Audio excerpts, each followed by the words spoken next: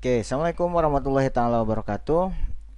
Lanjut lagi kita ke video selanjutnya dalam membahas tentang HIV/AIDS. Kali ini video kita akan membahas tentang, ya nggak membahas sih, kita ngobrol-ngobrol aja lah tentang, nggak ngobrol-ngobrol sendiri jatuhnya saya ya, tentang tinjauan spiritualitas dalam perawatan penyakit HIV/AIDS. Dalam hal ini mungkin lebih tepatnya bagaimana peran perawat sebagai konselor untuk eh, memfasilitasi atau memancing, men-trigger spiritualitas dari pasien orang dengan HIV/AIDS.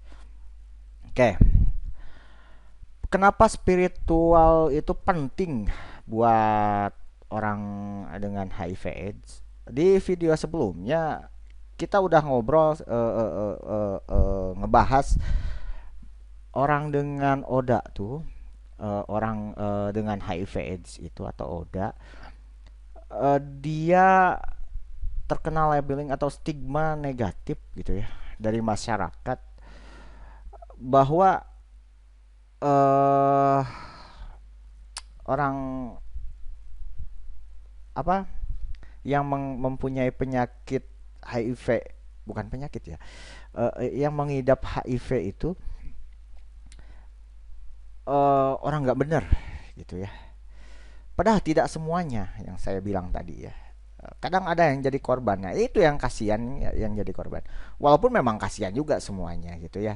Jadi di sini ODA atau orang dengan HIV AIDS, dia butuh support. Jadi kenapa penting eh, membangkitkan spiritualitas pada pasien HIV supaya eh apa ya, ada istilahnya tubuh yang sehat itu terbentuk dari jiwa yang sehat. Jiwa tuh, spirit tuh merupakan core dari sat, kehidupan manusia gitu ya.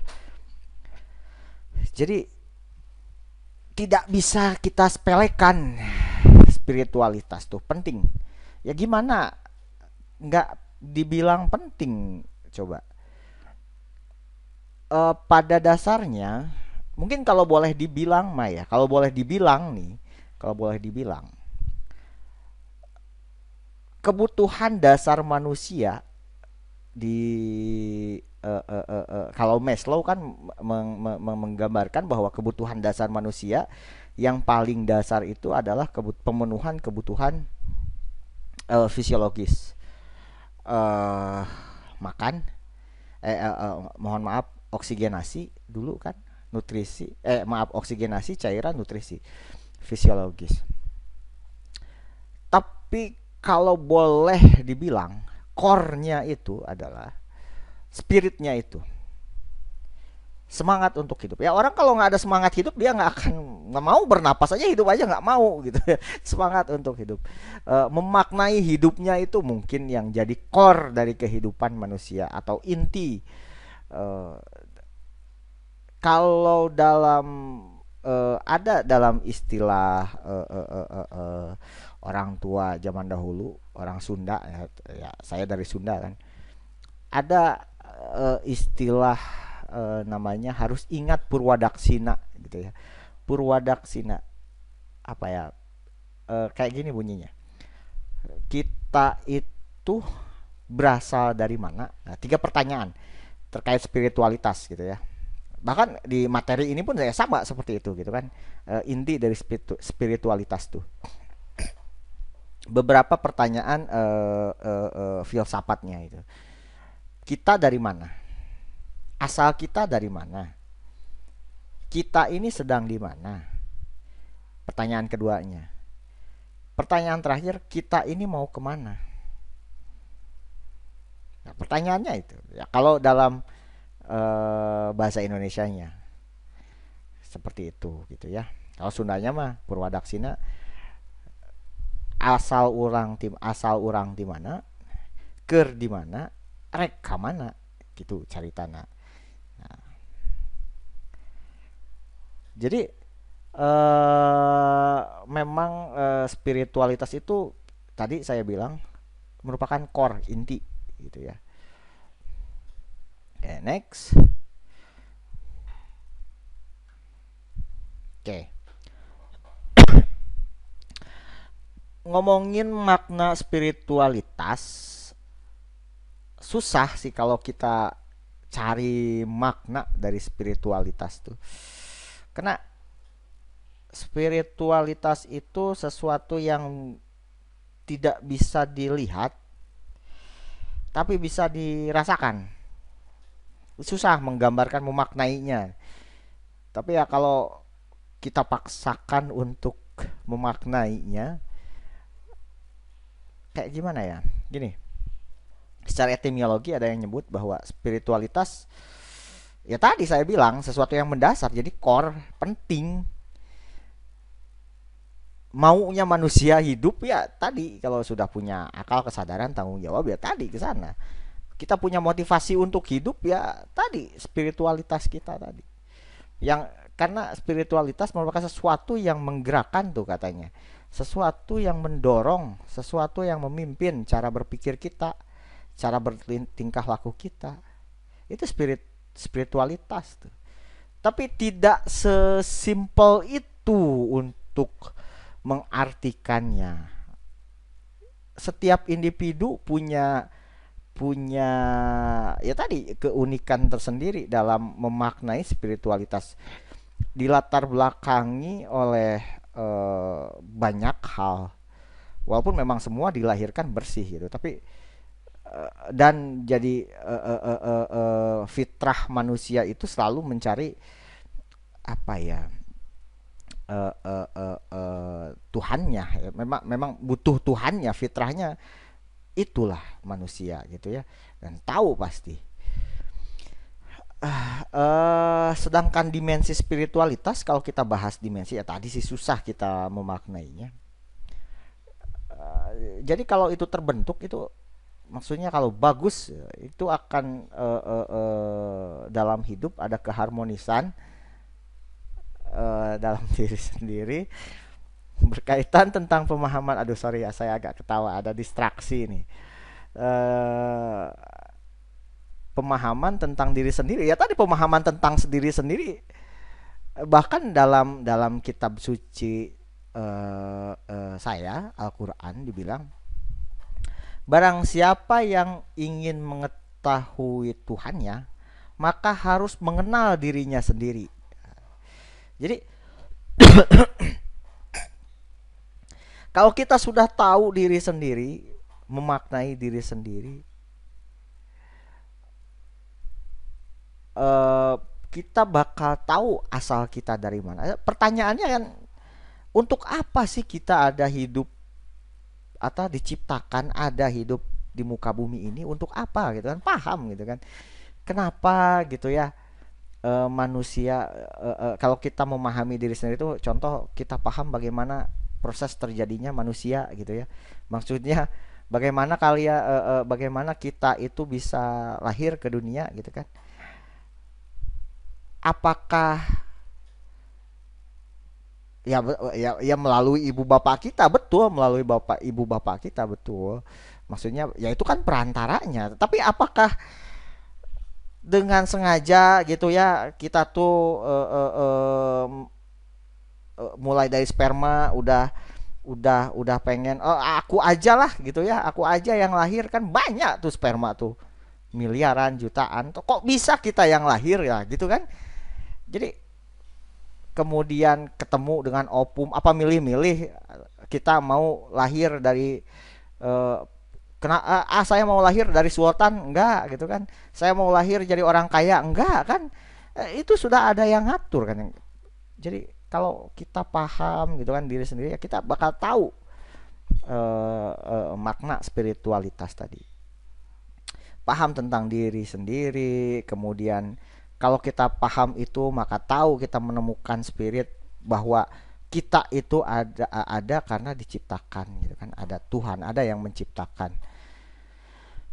Dan kita diciptakan itu tidak sendiri di muka bumi ini kan. Ada pasangan, ada teman, ada sosial. Jadi maknanya bukan hanya kita dengan diri sendiri, kita dengan Tuhan, tapi dengan sesama manusia juga dan lingkungan. Ada istilahnya kan hablum minallah, hablum minannas kalau di kita kan. Jadi tidak hanya semacam kita dengan Tuhan kita aja, tapi kita dengan manusia juga. Itu spiritualitas juga. Ya kembalilah memaknai hidup seperti apa. Jadi simpulannya pada intinya gitu kan, dimensi spiritualitas itu gak hanya secara horizontal, vertikal, gak hanya vertikal aja kita dengan Tuhan, tapi horizontal juga iya, dengan sesama, dengan lingkungan. Kan kita diciptakan ke muka bumi kan untuk jadi khalifah di muka bumi, untuk ngurus bumi, nah, gitu ya ceritanya. Ya, kalau dipikir-pikir mah dulu kalau Adam gitu, zaman dulu nih riwayat diciptakannya manusia. Nah, ini kan kita harus paham tentang diri sendiri nih ceritanya, paham tentang sejarah diciptakan manusia. Pernah terpikir nggak dulu? Yuk silahkan aja jawab sendiri, tanya ke diri sendiri, jawab ke diri sendiri juga. Kalau nemu jawabannya ya syukur, kalau paham syukur, enggak ya cari sendiri supaya bisa ini ya. Gimana kita mau konseling terkait spiritualitas kalau kita sendiri spiritualitas kita belum paham, maksudnya untuk menjelaskan spiritualitas itu sendiri seperti apa. Kembali lagi ke tadi Adam. Kalau misalkan pertanyaannya kayak gini, Nabi ini di kepercayaan saya gitu kan, mungkin nggak tahu di kepercayaan orang lain seperti apa, saya kurang tahu terkait spiritualitas. Ini mah yang terkait kepercayaan saya. Nabi manusia pertama yang diciptakan adalah Nabi Adam kan, oleh Allah Subhanahu Wa Taala, oleh Tuhan. Dalam kitab suci saya dibilang Nabi Adam itu diturunkan setelah memakan buah waldi karena melanggar itu kan. Nah, diturunkan dari surga ke bumi. Nah, pertanyaannya adalah apakah nanti kita gitu kan, maksudnya bukan apakah nanti. Seandainya Nabi Adam tidak makan buah waldi tuh, tidak melanggar tadi dengan Siti Hawa di surga tidak makan. Apakah kita masih di surga gitu kan, nggak turun ke bumi kayak gitu kan pertanyaannya? Enggak, ya karena kita diciptakan untuk ngurus bumi intinya kayak gitu. Makanya dimensi spiritual di sini kalau untuk manusia gitu ya, kalau yang merasa manusia ya kita manusia gitu ya, tidak hanya dengan Tuhannya tapi memang untuk ngurus lingkungan dan sesama manusia, maksudnya sosial ya. Ada lagi yang mengatakan bahwa manusia yang terbaik adalah manusia yang memberikan manfaat juga. Nah gitu ya, jadi bukan hanya sekedar ya beribadah aja gitu kan ya, sosial juga secara horizontal, sesama manusia juga kita harus apa, dan ke lingkungan juga kita harus baik juga gitu. Ini ada juga teori, nah, tapi ini karena orang nggak tahu ini bukan nih siapa gitu ya. Dia membagi aspek spiritualitas ini yang saya dapat gitu ya di teorinya. Membagi aspek spiritualitas meliputi hubungan dengan sesuatu yang tidak diketahui atau ketidakpastian dalam kehidupan. Kalau kita mah mungkin di kepercayaan kita beriman pada kodo dan kodar, intinya beriman kepada bukan sesuatu yang tidak pasti Tuhan mah ada gitu ya. Itu yang saya bilang spiritualitas itu gak bisa gak, ya percaya pada alam gaib lah intinya mah gitu ya. Yang gaib tuh yang tidak ada tuh yang tidak bisa dilihat tapi bisa dirasakan, nah, kayak gitu. Pak, ada gitu yang kayak gitu. Simple aja lah. Contoh, ada sesuatu yang tidak bisa dilihat tapi bisa dirasakan. Apa? Platus, kentut, bisa kalian lihat? Enggak, bisa dirasakan, dicium. Bisa, bau gitu ya. Kayak gitu aja. Tapi bukan spiritualitas itu kentut gitu ya. Kemudian menemukan arti dan tujuan hidup. Ya tadi saya bilang, arti tujuan hidup. Ya, kita nih ada di sini itu untuk apa sih? Gitu ya. Jadi mau kita hidup dengan HIV, mau hidup dengan corona, mau hidup dengan penyakit kronis apapun, kalau kita sudah tahu makna hidup kita untuk apa, ya terima saja. Mungkin ini ya ambil hikmahnya. Kalau kata iklan mah ambil hikmahnya gitu kan. Ambil hikmahnya. Toh mati itu pasti kan. Cuman caranya aja kita nggak tahu seperti apa. Ya harapan kita ya matinya dengan cara yang bagus. Husnul khotimah. Bagus di akhir. Gitu ya tujuannya kan itu. Tujuannya yang mengharap ridho pencipta kita. Ya kita mau hidup dengan HIV mau apa? Ya mungkin itu cobaan buat kita, buat meninggikan derajat kita. Yang mau stigma apapun dari masyarakat, ya kita motivasinya kayak gitu. Mau stigma apapun dari masyarakat, toh hanya kita dan Tuhan. Ya ingat ini Nabi Ayub dulu. Riwayat Nabi Ayub dengan penyakit, dicoba dengan penyakit yang tidak sembuh-sembuh dan dapat stigma dari orang sekelilingnya seperti apa. Kita tuh sebenarnya sudah dikasih itibar di kitab suci kalau muslim gitu ya, maksudnya dalam kitab suci saya sudah dikasih contoh akan kehidupan tuh dari riwayat-riwayat para nabi itu ya, 25 nabi dan rasul tadi. Harusnya bisa kita contoh apa mengambil hikmah dari riwayat-riwayat tadi gitu kan. Ya intinya tujuan hidup kita itu untuk apa?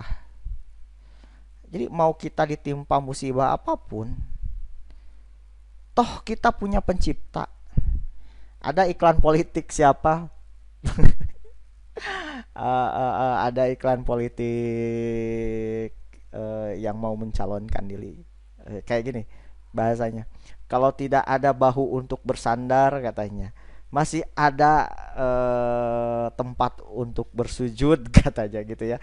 Ya intinya kayak gitu, apa maksudnya ya tujuan hidup kita tuh untuk apa gitu ya. Kalau menemukan itu ya mau apapun cobaannya ya insya Allah kita bisa melewati gitu ya. Acceptance, menerima gitu kan.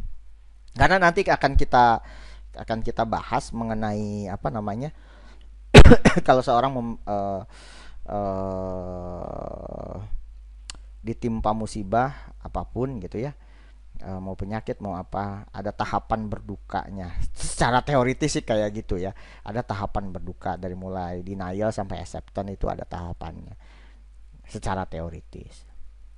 Kemudian kata Bukhard, aspek spiritualitas itu menyadari kemampuan untuk menggunakan sumber kekuatan dalam diri sendiri. Ya intinya pada diri sendiri kita punya kekuatan, sumber daya kekuatan, kita sadar akan kemampuan kita ya. Ya kadang kayak gini, terkadang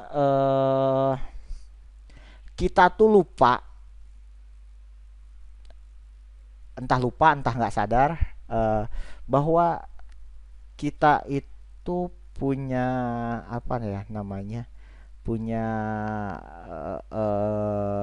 kekuatan sumber daya yang kita tidak sadari atau sengaja memang kita tutupi eh, karena kita lebih mementingkan hal-hal yang berupa material tadi. Kita melihatnya hanya dari satu sisi aspek saja, tidak ngeh akan sinyal-sinyal, tidak mampu mengambil hikmah tadi, sehingga kemampuan diri kita itu tertutupi ya, karena mungkin bisa jadi kan sibuk terlalu mikirin stigma orang, sibuk terlalu mikirin omongan orang lain, sehingga kita lupa apa yang potensi yang kita punya gitu ya. Kemudian eh punya perasaan keterikatan dengan diri sendiri dan Allah atau dengan Tuhan yang maha tinggi. Jadi ada satu hadis, kalau dalam kepercayaan saya ada satu hadis yang mengatakan bahwa eh, ada yang bertanya kepada Rasulullah, eh, bagaimana jarak antara manusia dengan Tuhannya. Rasul menjawab, kayak dekatnya urat nadi, nadi dan vena di leher katanya. Saking dekatnya. Ya, Tuhan tuh nggak pernah menjauh. Kita yang menjauh. Kita yang menjauh gitu ya. Kita yang nggak mau dekat. Nah, kalau Tuhan menjauh mah gini ceritanya, Tuhan tuh nggak pernah menjauh dari manusia. Mau seberdosa apapun, mau semusyrik apapun, mau semunafik apapun, mau se apa namanya, eh tidak patuh kepada Tuhan, Tuhan tetap ngasih rohmannya, kasihnya. Dengan cara apa?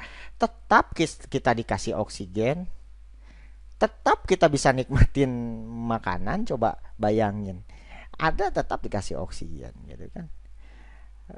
Mau dia sudah tidak mensyukuri nikmat, berubah kelamin jadi apa, ya tetap bisa napas. Ada banyak tuh masih bisa napas mereka gitu kan, tidak sekonyong-konyong. Misalkan kita tidak ibadah langsung di diskon gitu, di courting oksigen kita harusnya dapat berapa liter, kamu jatahnya 100 liter karena kamu tidak ibadah, udah harusnya 100 liter per hari misalkan, jadi 20 liter per hari. Enggak kan, tetap aja segitu juga kapasitasnya gitu ya. Next. Kemudian karakteristik spiritual, tadi saya sudah kita bahas, ada hubungan dengan diri sendiri. Jadi misalkan terkait kita harus tahu diri kita siapa, ya manusia gitu kan. Kemudian ada manusia tuh untuk apa sih ada di muka bumi ini gitu ya. Ya dijawab dalam Al-Qur'an ya, dalam kitab suci saya, inna khalaqtul jinna wal insa illa liya'budun.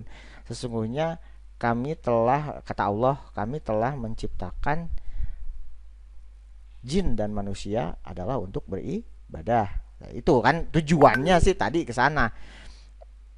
Uh, tapi pertanyaannya kenapa Ina ya? Kenapa jawab pertanyaannya kita ya? Oh, yang menciptakan Allah ya sendiri ya. Kenapa Ina? Karena di sana ada proses. Kayak gitu ya. Itu lewat lah, nanti itu terlalu jauh kita bahas. Kemudian sikapnya ya percaya pada diri sendiri. Percaya pada kehidupan atau masa depan ya, qada dan qadar. Ada kematian. Nah, mati itu nggak sampai mati aja manusia, ada pertanggungjawabannya kayak gitu. Ada surga, ada neraka, yang bagus-bagus ke surga, yang jelek-jelek ke neraka. Ya, kayak gitulah mungkin. Ya pertanyaannya, kalau nggak ada surga neraka, mau nggak kita tetap beribadah? Mau nggak kita tetap melakukan hal yang baik? Kalau nggak diancam dulu, yang baik, yang jelek masuk neraka gitu kan? Ya, ya udah fitrah manusia lah, harus diiming-imingi gitu ya. Kemudian harmoni dan ya tujuan akhirnya ya kita bisa seimbang, selaras gitu kan. Hidup sesuai dengan panduannya. Panduannya apa? Ya panduan yang diturunkan oleh pencipta kita, kayak gitu ya. Kemudian tadi habluminallah, diri sendiri. Kemudian habluminanasnya dengan alam, dengan manusia. Ya selain kita harus tahu diri sendiri, ya ngambil hikmah dari ciptaan-ciptaan lainnya. Di ayat pertama di ayat suci saya ya, kan ikro yang diturunkan itu. Bacalah, baca. Jadi selain memahami sendiri ya baca ciptaan-ciptaan lainnya. Tanaman, pohon, alam semesta. Karena kita dikasih apa? Yang membedakan kita dengan makhluk lain.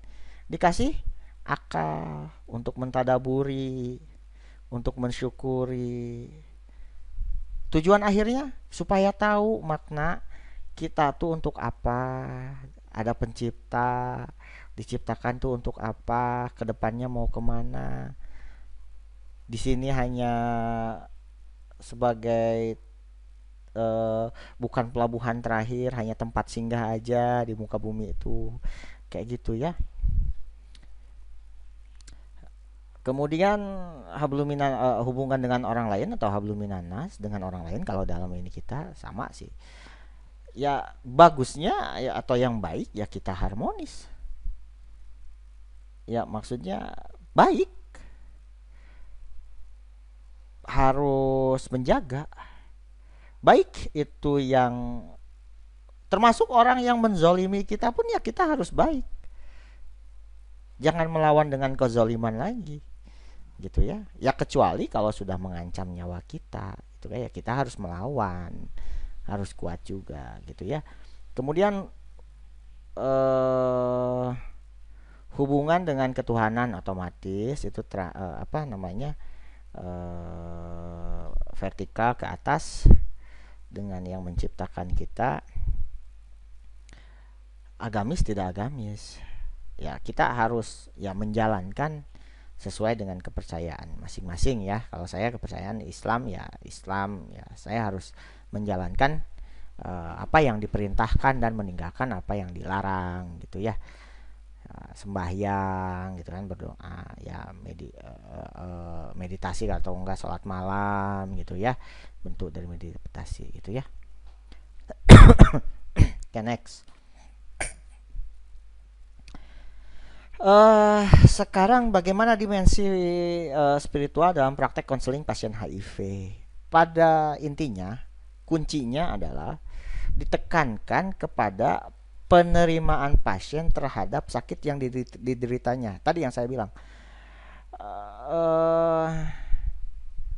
bisa menginikan ini hanya cobaan, bisa cobaan, bisa teguran.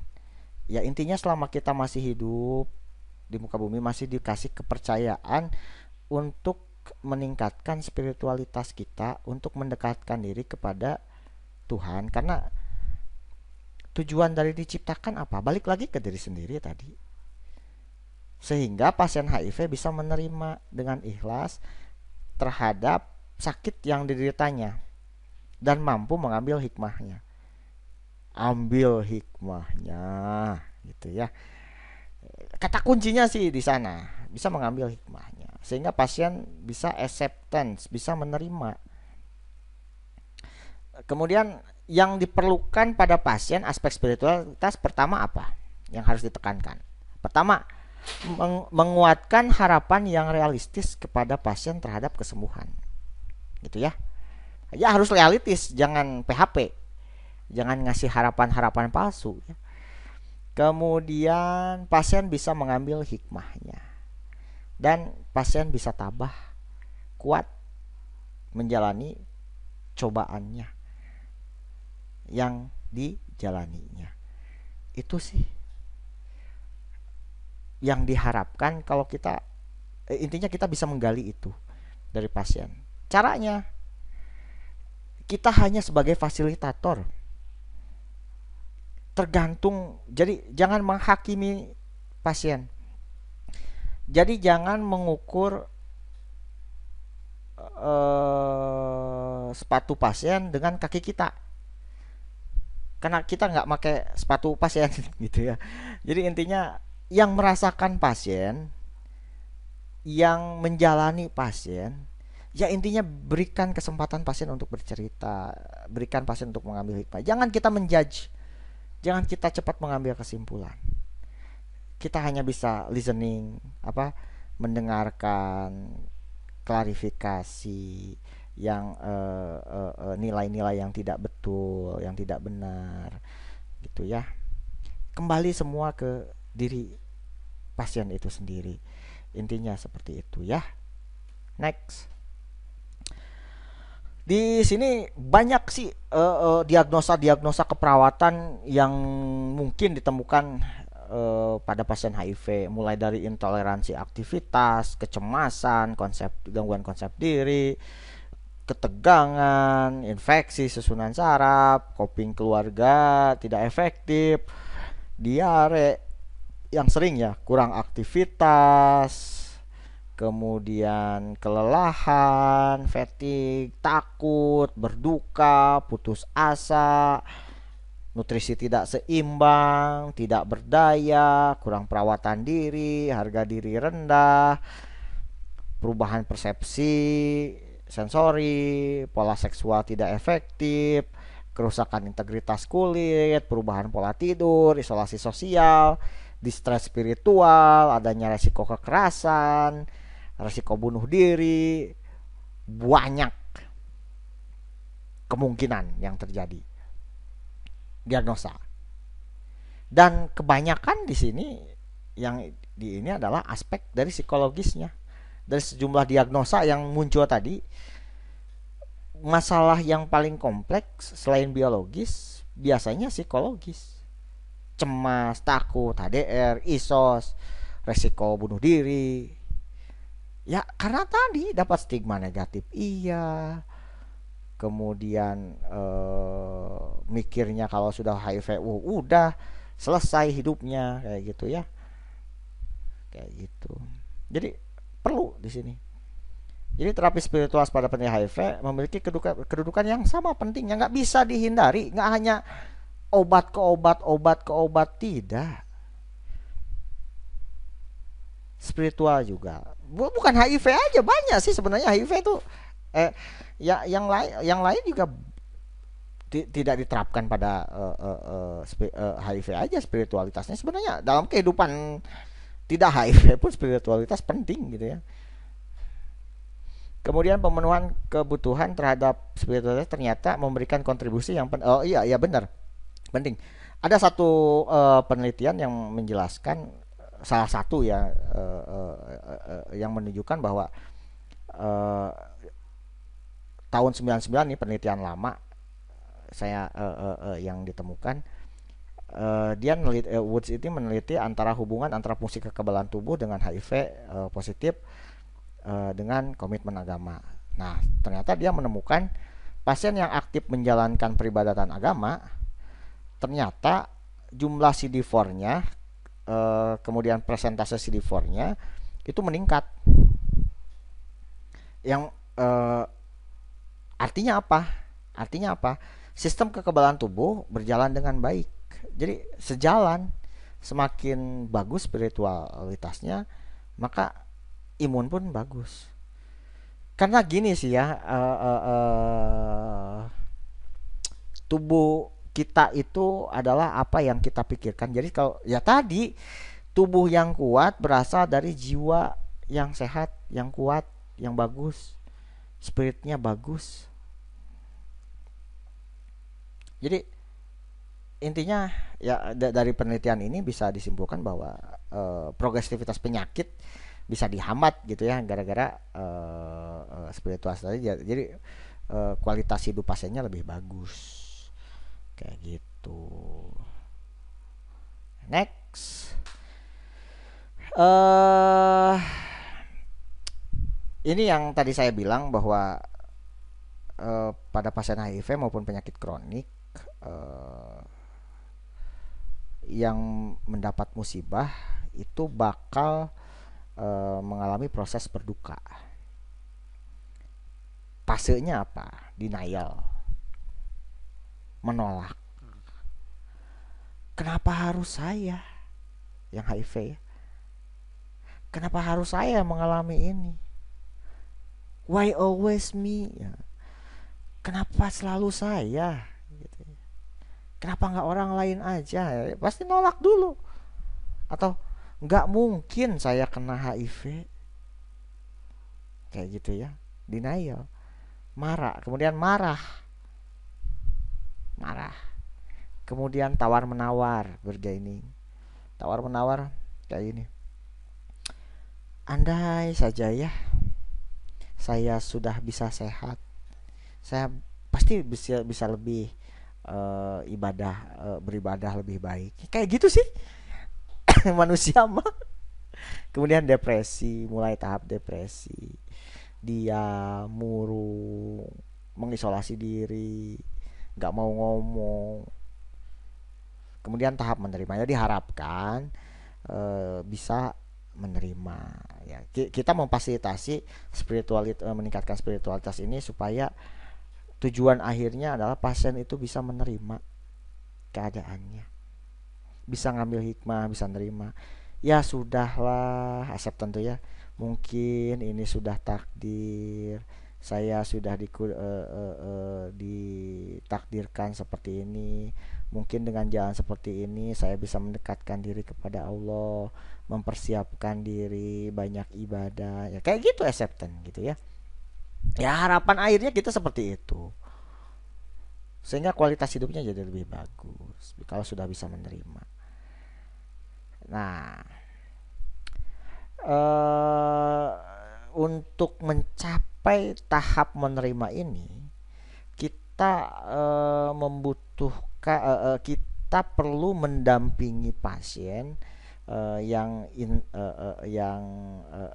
intensif, pendekatan yang intensif, pendampingan intensif, eh, supaya pasien bisa menerima. Jadi pendampingan dalam tiap tahapan tadi. Bagaimana tiap tahapannya?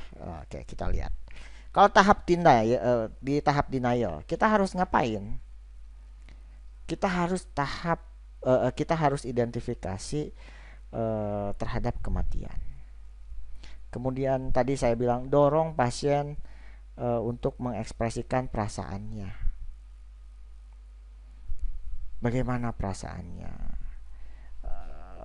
untuk menghadapi kematian atau apa? Mengeluarkan keluh kesahnya seperti apa gitu ya, keluh kesahnya apa sih gitu kan. Dorong mengekspresikan tahap denial. Dan ingat, jangan menghakimi, jangan gampang menyimpulkan, karena persepsi kita akan berbeda dengan persepsi dari pasien. Kita nggak bisa menilai menilai karena manusia tuh unik ya, tergantung dari latar belakang masing-masing. Semua orang punya jalan cerita masing-masing, sehingga mempersepsikan sesuatu itu akan berbeda gitu ya. Tingkat pendidikan gitu ya, pengetahuan, kemudian pengalaman, perjalanan hidup itu mempengaruhi persepsi orang terhadap sesuatu gitu ya. Jadi biarkanlah pasien, kita hanya bisa mendengarkan, mengklarifikasi gitu. Kemudian pada tahap kemarahan kita ngapain? Tindakan yang dibutuhkan ngapain? Apa aja? Kasih kesempatan buat pasien mengekspresikan marahnya. Kemudian pahami kemarahan pasien. Kemudian ajarkan bagaimana itu di jiwa tuh, kalian pasti diajarkan keperawatan jiwa. Untuk memfasilitasi itu kan pukul bantal, tarik napas dalam, sampai hipnosis 5 jari yang kayak gitu ya, itu pasti diajarkan nanti. Kemudian pada tahap tawar menawar ngapain? Dorong pasien agar mau mendiskusikan perasaan kehilangannya. Kemudian bagaimana perasaan takutnya terhadap kematian. Kemudian dorong pasien untuk mengungkapkan aspek positif yang ada dalam dirinya. Nah, tadi kan intinya supaya bisa menerima aspek positif, apa kemampuannya tadi. Kemudian pada tahap depresi kita ngapain? Kasih dukungan dan perhatian gitu ya, karena pasien biasanya murung, diam, narik diri, nggak mau ngomong. Kemudian dorong pasien untuk melakukan aktivitas sehari-hari sesuai dengan kondisi, sesuai dengan toleransinya. Kemudian bantu menghilangkan rasa bersalah pasien, kalau perlu mendatangkan pemuka agama gitu ya, kasih tausiah gitu ya.